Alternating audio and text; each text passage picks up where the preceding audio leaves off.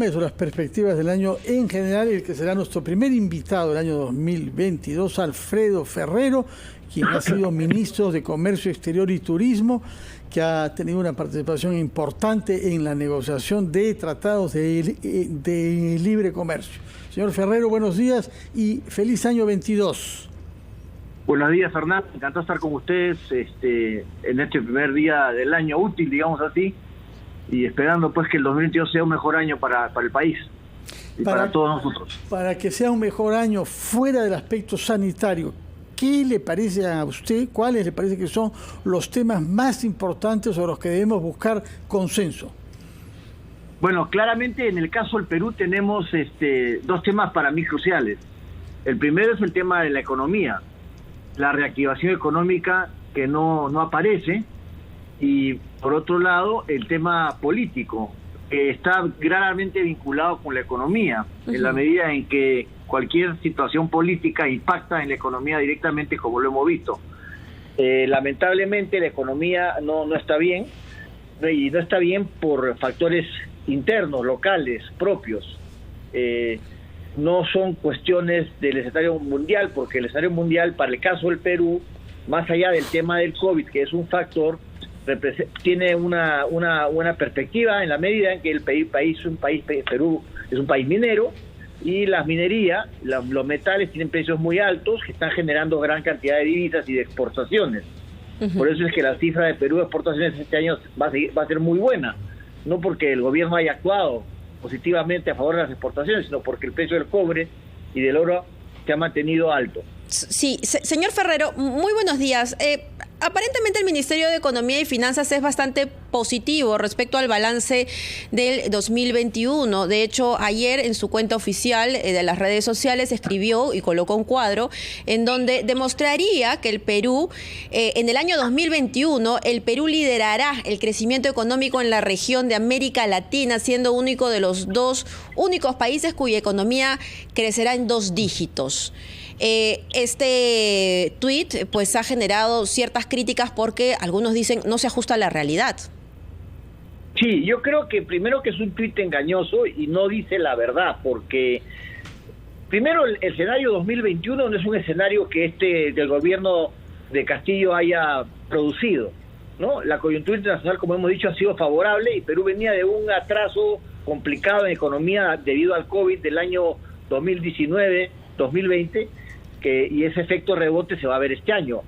El examen para este gobierno viene en el siguiente año, el que estamos empezando ahora, el 2022, donde veremos cuánto crecemos respecto de este año, y las perspectivas no son favorables. El señor Pedro Franque, que habla de exportaciones, actual ministro, fue un gran opositor a la apertura comercial de los tratados de libre comercio, no cree en esa apertura comercial. Hoy día se beneficia de las cifras, pero no es un convencido de que esa es la ruta. Y las cifras están enseñando hoy día un precio del cobre récord a nivel mundial e histórico.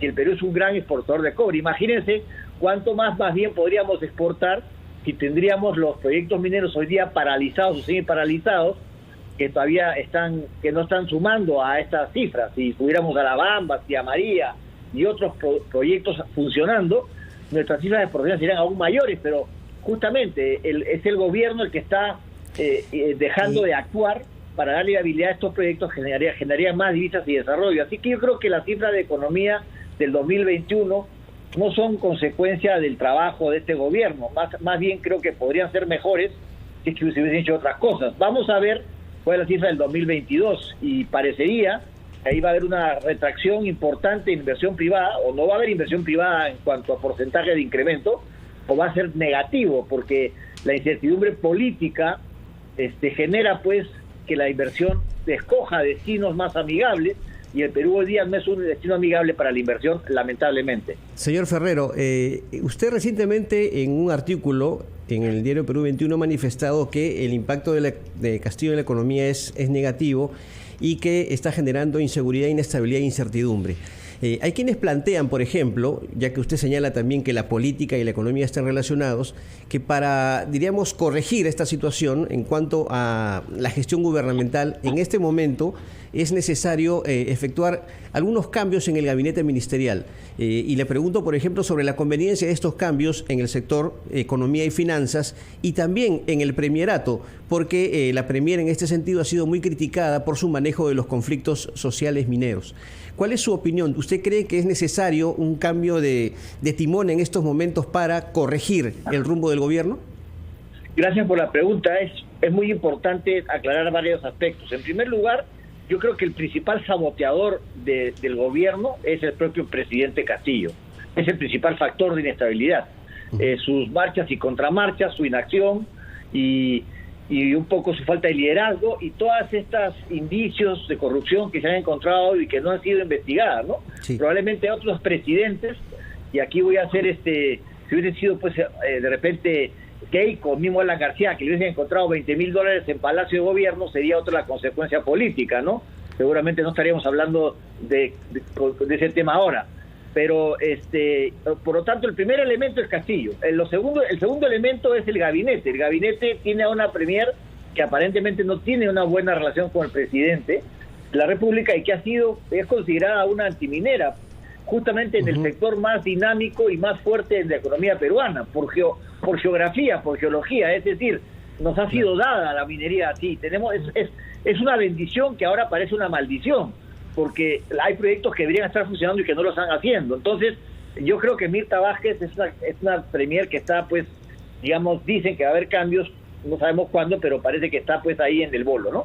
Y Pedro Franque, que para muchos es el moderado del gabinete, como ya lo he dicho antes, y lo reitero, y lo pueden buscar ustedes en las redes sociales, ha sido un opositor de la apertura comercial, que ha sido además el secreto para que el Perú crezca en los últimos 20 años con 23 tratados de libre comercio. Hoy día, Pedro Franque no habla de los tratados ni bien ni mal, porque como es ministro de Economía, si se va en contra de los tratados, se va a afectar su cifra. Pero en todo caso, la realidad es que no es un convencido. ¿Sería necesario que existan modificaciones, al menos en los dos sectores o portafolios a los cuales ha mencionado usted? Yo creo que hay gente mejor valorada y calificada para el Ministerio de Economía, eso sin duda. Ya. Y respecto de Mirta Vázquez, también creo que me gustaría ver un premier que sea más conciliador, que pueda hacer un premier de ancha base, que permita, pues, tal vez convocar mejores cuadros, porque creo que uno de los problemas de este gabinete es que, en mi opinión particular, no tiene los mejores cuadros para ejecutar el presupuesto nacional ni para manejar el país, ¿no? Creo que hay un problema de gestión clara, y eso pasa fundamentalmente por el Consejo, por el Consejo de Ministros, es decir, por todos los ministros, y aquí creo que no tenemos el Dream Team, que es lo que debería ser un país que quiere, pues, aprovechar la coyuntura internacional positiva del entorno de los metales. O sea que sí, claramente yo no soy presidente ni pretendo serlo, pero si lo fuera, buscaría un equipo mucho más compacto y capacitado para tener un año exitoso. Señor Ferrero, yo le ruego que nos espere unos instantes para escuchar a los anunciantes de RPP y retomamos nuestra entrevista con usted sobre lo que son las perspectivas del año que acaba de comenzar.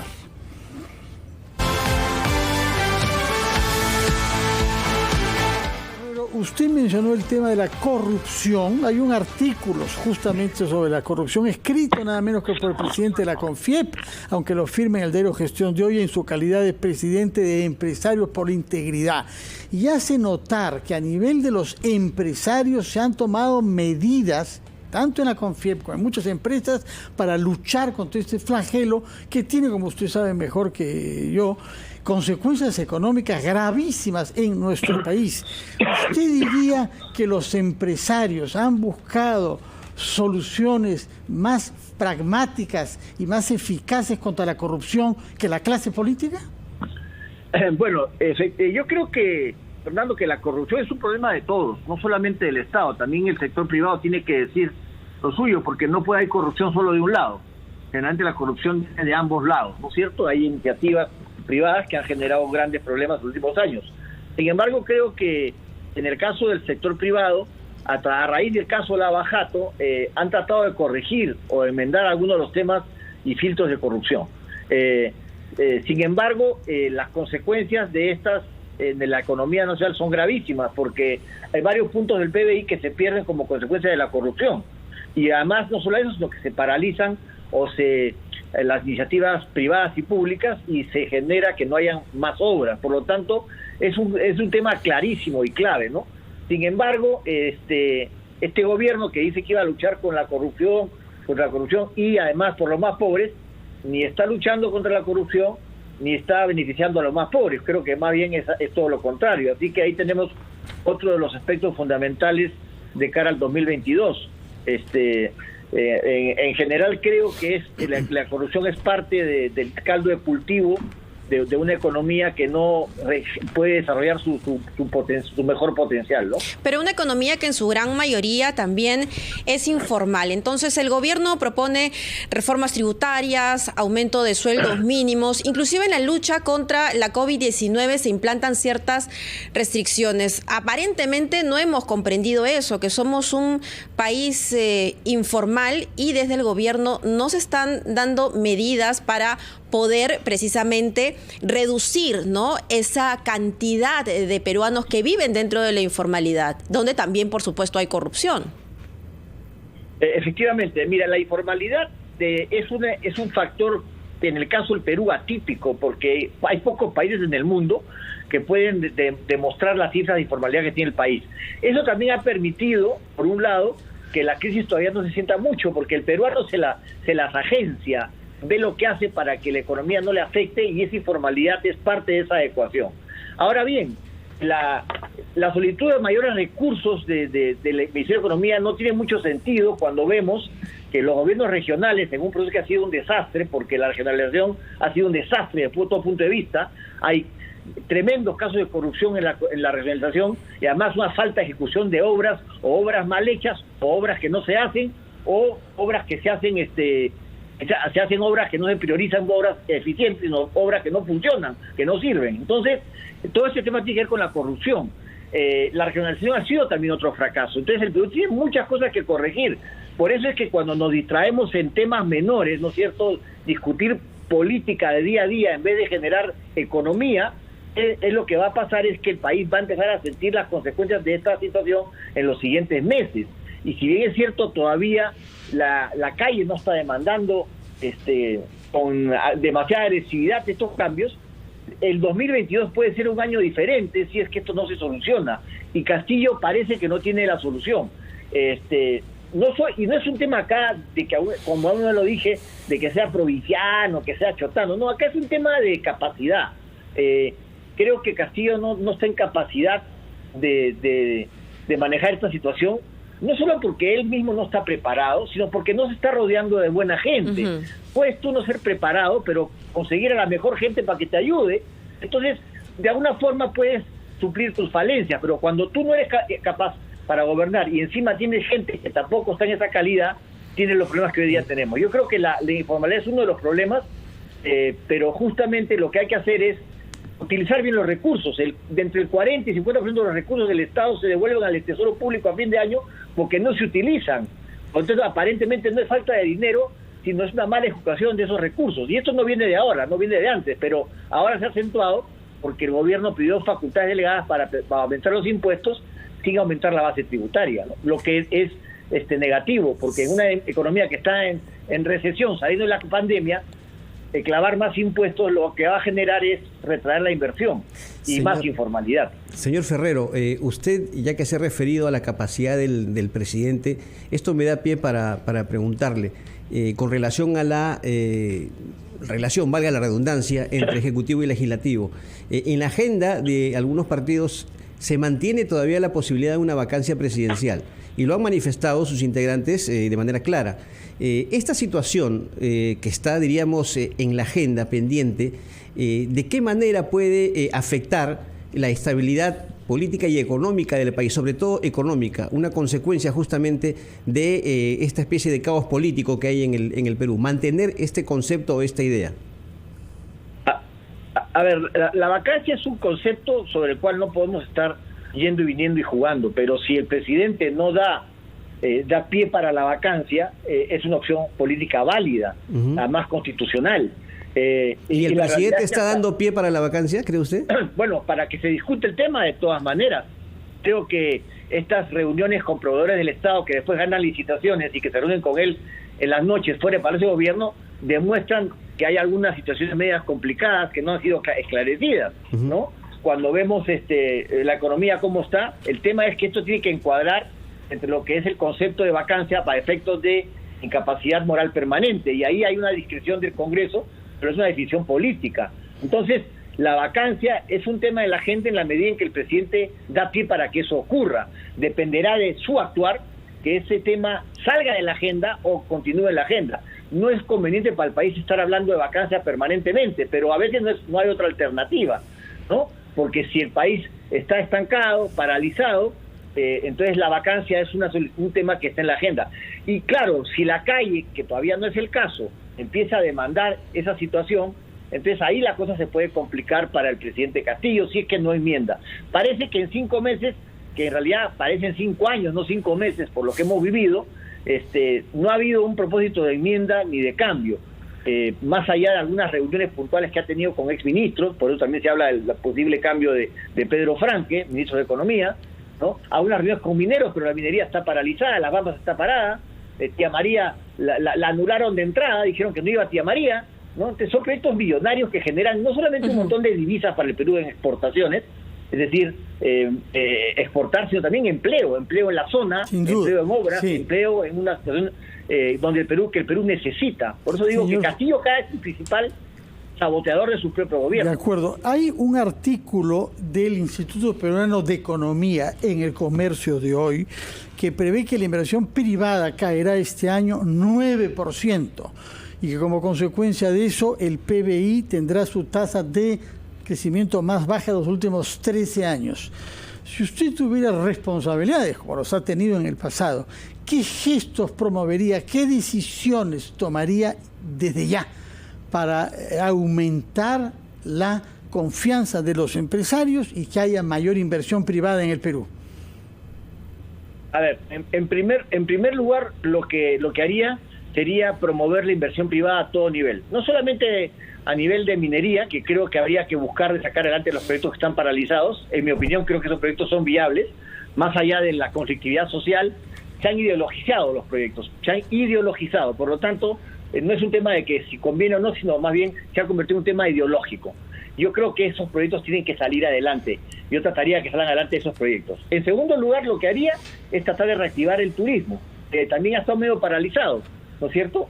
Este año podría ser un buen año a pesar del Omicron, si los escenarios se aclaran y el Omicron termina siendo un COVID leve, entre comillas leve, ¿no es cierto?, reemplazando la variante Omicron a la variante Delta, que si era más complicada a nivel de muertes.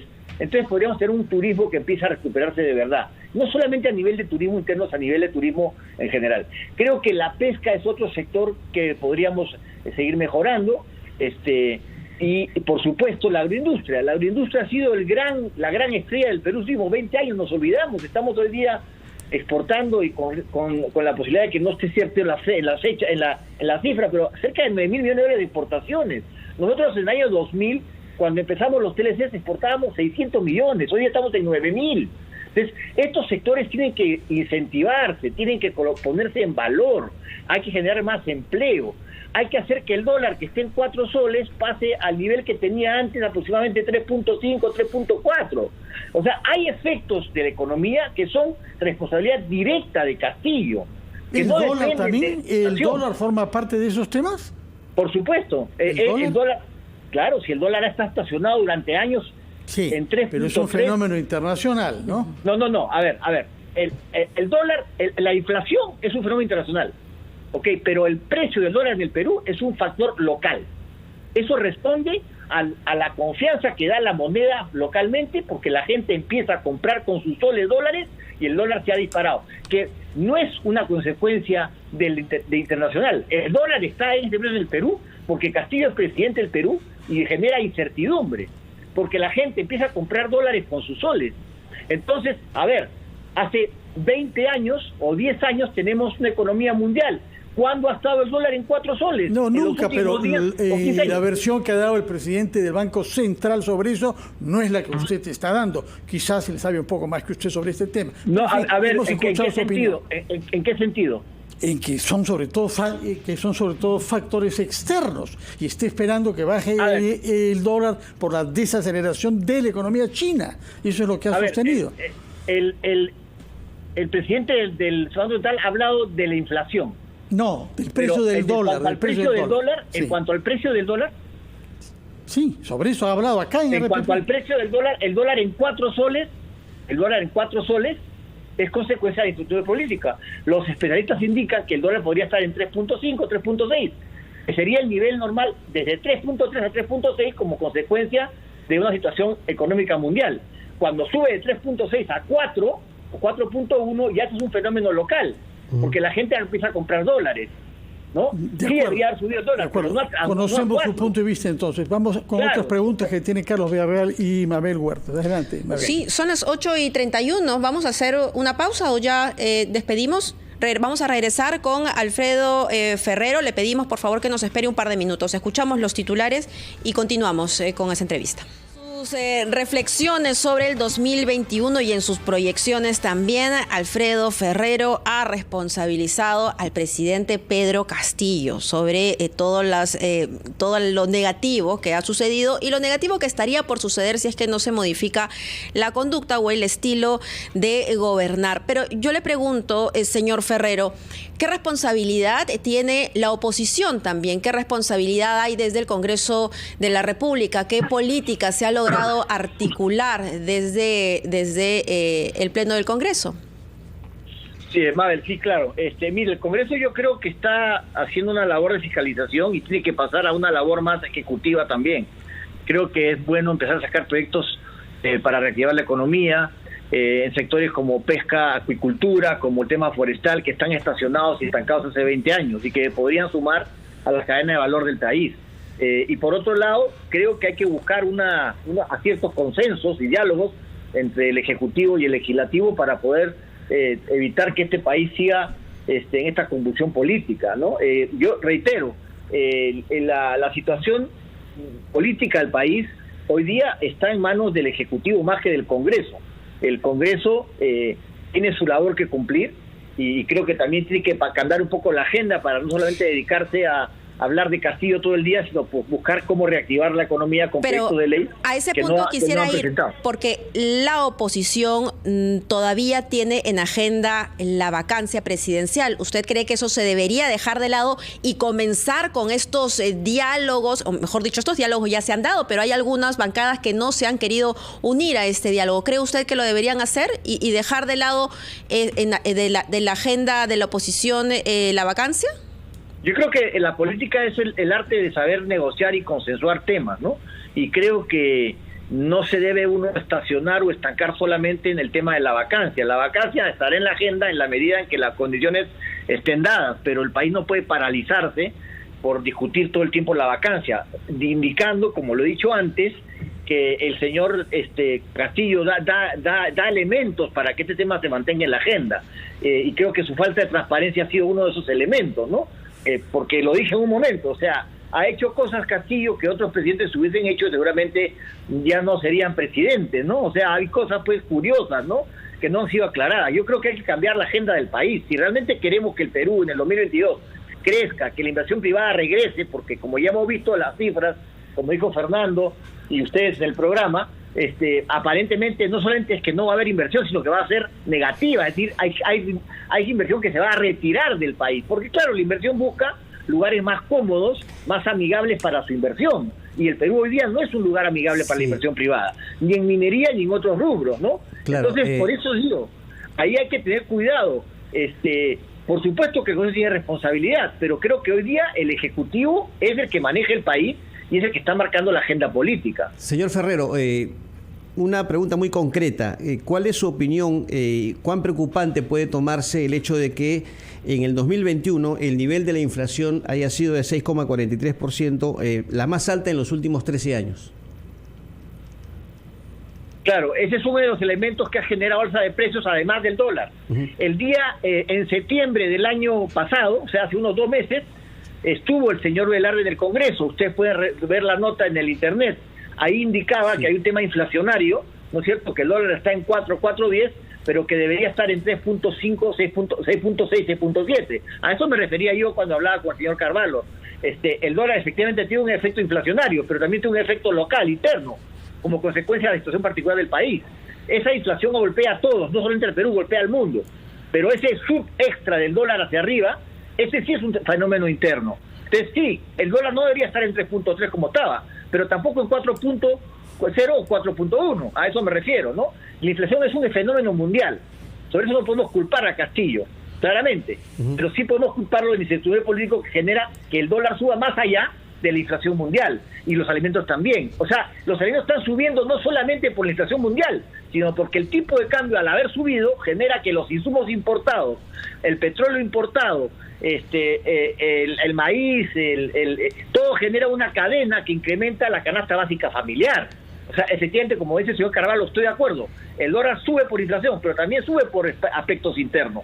Entonces, la subida no debería ser tanta, de haber subido un poco, pero no tanto, y eso impacta en el bolsillo del pueblo, ¿no es cierto? Y si encima no hay empleo, y si encima no hay inversión, bueno, estamos en una situación complicada que hay que revertir en 2022. Creo que todos queremos que el Perú arroje buenas cifras este año, que salgamos de este marasmo, que en realidad no es un marasmo de un solo año, porque ya venimos con este tema desde la época de Sagasti y Vizcarra, una estabilidad política ha generado pues 5 presidentes en 5 años, ¿no? Y 3 congresos.